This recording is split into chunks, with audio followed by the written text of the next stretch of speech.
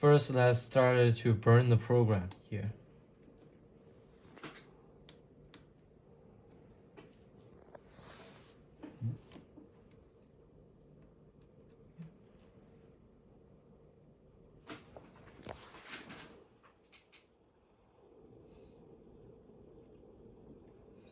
Okay, it's finished.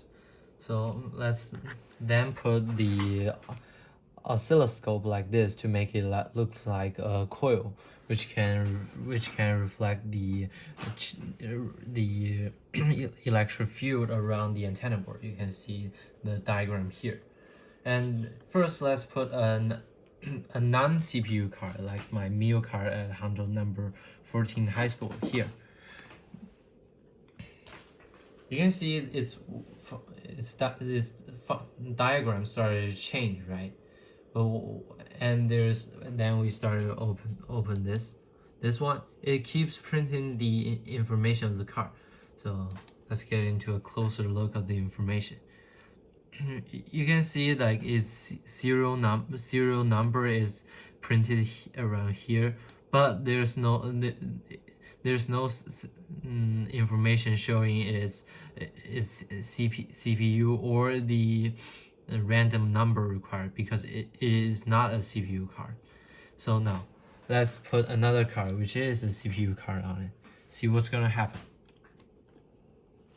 There. You can see the program only execute one time, and the random number you can see is required around here, and the program is correctly executed. So now let's get into a closer look of the principle behind the programs. I gotta put a card around here. So the antenna board generates an alternating electric field after being powered on, right? As we all know, thereby generating an alternating magnetic field. When the external card approaches the antenna board like this, the coils inside the card will gain energy and begin to operate. And a method called load modulation has been adopted regarding how the card sends the information. I think the principle behind it is similar to that of transformer. For the transformer, if a large load is suddenly connected to a secondary side of the transformer, the primary voltage of the transformer will instantly decrease. If the load is cut off, the primary voltage of the transformer will immediately recover. In this case, the antenna board can be seen as the primary side of the transformer and the card as the secondary side. And there's also a load inside the card. So when the load is connected, the oscillation amplitude of the RF field will decrease. When the load is cut off, the amplitude of RF field will recover.